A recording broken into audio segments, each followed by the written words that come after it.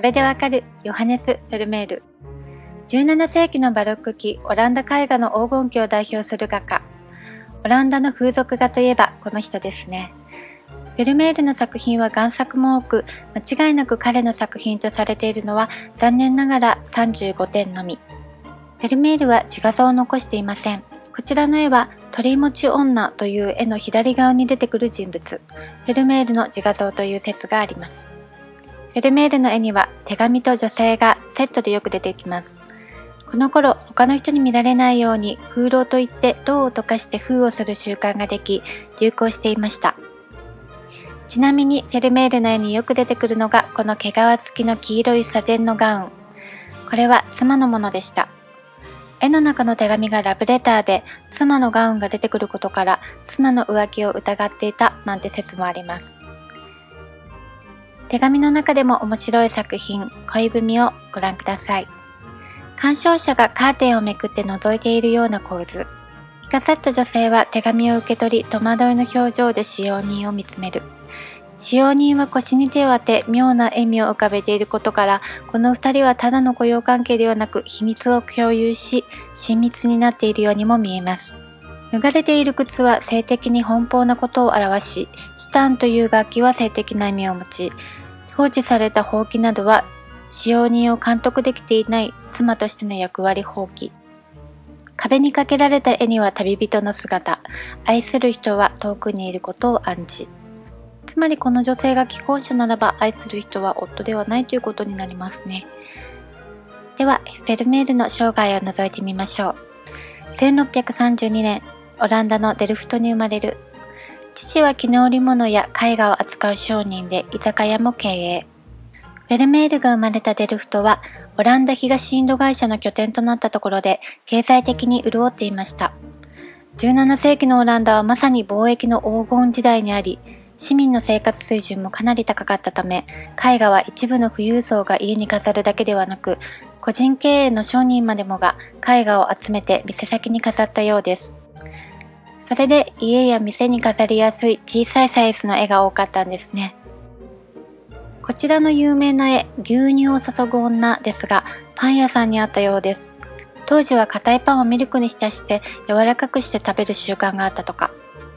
最初の頃は宗教画も描いていましたが、市民が飾る絵として風俗画を選んだのと、オランダはプロテスタントの国で偶像崇拝を良しとしないため、今私たちが目にするフェルメールのような作品になったようです。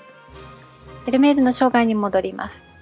1652年、父親が亡くなり居酒屋や画商を引き継いだと思われますが、明確な証拠は残っていません。1653年、21歳でカタリーナと結婚。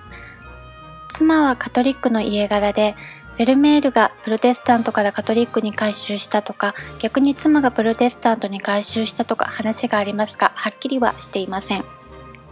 夫婦は14人の子供を設けますが、そのうち4人は早くに亡くしています。1653年12月、聖ルカ組合に親方画家として登録、画家として独り立ちを果たす。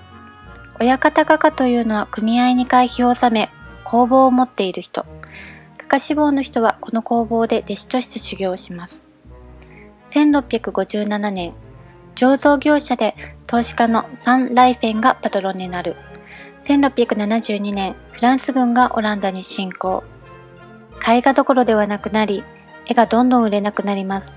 パトロンのファン・ライフェンもなくなり、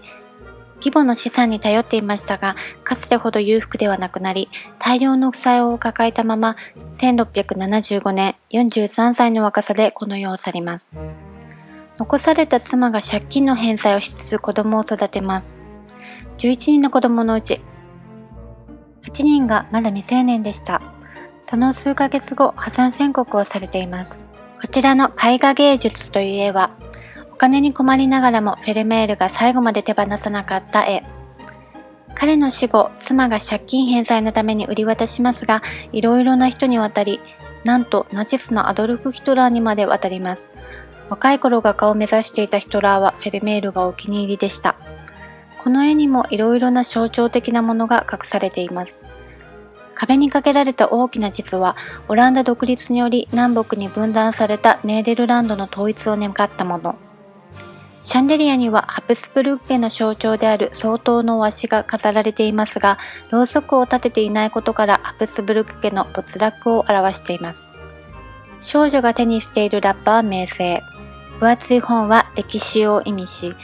勝利を表す月桂冠をかぶった少女は歴史の女神であるクリオを象徴しています。当時歴史画は風景画や風俗画よりも上で、オランダの風景画が二流扱いをされていたことから、フェルメールがわざと歴史画を風俗画の中に描いたのではないかと言われています。ちなみにこの画家はフェルメール本人なのではないかという説があります。この正確な構図ですが、カメラオブスキュラという道具を使い遠近法を駆使していたことが知られています。箱に少しだけ穴が開いていて、その穴から内部に光が入り、向かい側に上下が逆さまの状態で形が映し出され、紙にトレースする。他の画家も使っていた便利なもの。とはいえ、これを使ったからといってフェルメールのように描けるわけではないんですけどね。最後にこちらの有名な作品、青いターバンの少女、または真珠の耳飾りの少女をご覧ください。北方のモナリザとも呼ばれています。エキゾチックな衣装とあどけない美少女の一瞬を描いたこの絵は世界中で人気の作品です。ターバンの部分にラピスラズリという金より高い値段で流通していた高価な鉱石を使用しています。絵の具ではウルトラマリンブルーと呼ばれ、フェルメールブルーとも呼ばれるそうです。